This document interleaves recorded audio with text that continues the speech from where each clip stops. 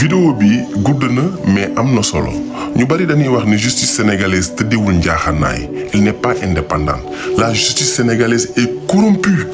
te ñuy wax loolu ñoo naan Ousmane Sonko na dem justice def liggéeyam àtte ko xoolal hypocrisie boobu yow yaa ni baaxul Maître El Hadji Diouf sax day wër ci plateau yi naan dem ñu jugé ko tekkiwul ñu tëj ko nee na day naxe noonu xam nga wérul justice bu baaxul dañ koy soppi mais esclavage ay nit ñoo ko fa dindi apartheid ay nit ñoo xeex mu dañ fa bërki démb ba Amérique boo duggee ci bis yi tubaab mooy toog nit ku ñuul taxaw ay nit ñoo xeex ba mu dañ ba tey Amérique nit ku ñuul amul woon droit jàng ci école bee parce que ay tubaab fay jànge ay nit tamit ñoo taxaw xeex ba mu dañ justice bi nag fii lay jaari baax wala mu bon bu faw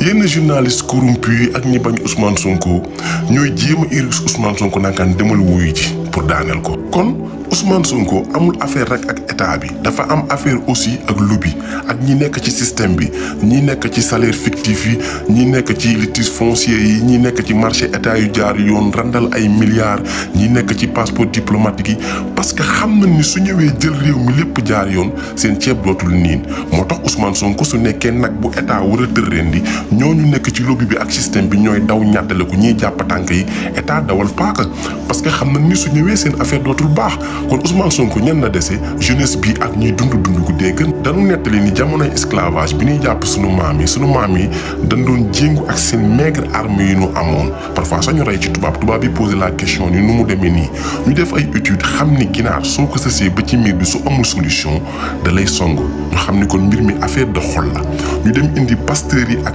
prêtre yi bu leen seetee at yële ci ginnaaw sax prêtre yi doon nañu sujjóot ci tànk ñuy di leen jéggalu ndax dañ ci participer léegi suñu torturé ñi ñu ñuul ñi ba guddi ñu teg leen di leen waar ak di leen wayal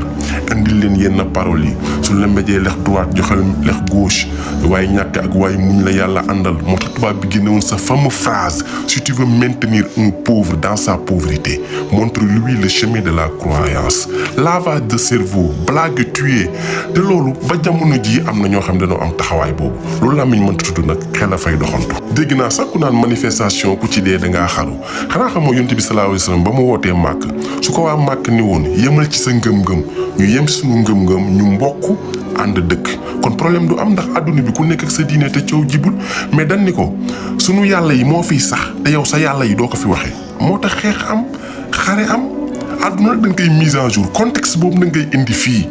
constitution bu ñëpp bokk nga jalgatiku dëggatiku force ni da ngay def troisième mandat benn nit ay millions de personnes topp ko bëgg def njiitum réew yow nga ànd ak sa lobby ak sa système ak say complice ngeen ni da ngeen ko bëgg a condamner même bu dee suuf si sax pour du bokk mu bañ a bokk mooy seen yitte mars 2021 nag dossier bi contexte bi xam nga lan la woon Ousmane Sonko dem na salon ba ak demu fa mu am 14 morts 2 ans après ci dossier bi preuve yi ñëw témoignage yi ñëw mbooloo mi toppoon Ousmane Sonko 2021 dafa gën a triplé wu attention xaayaan nag ku dégg séeréer ngeen baal mu ci guddal bi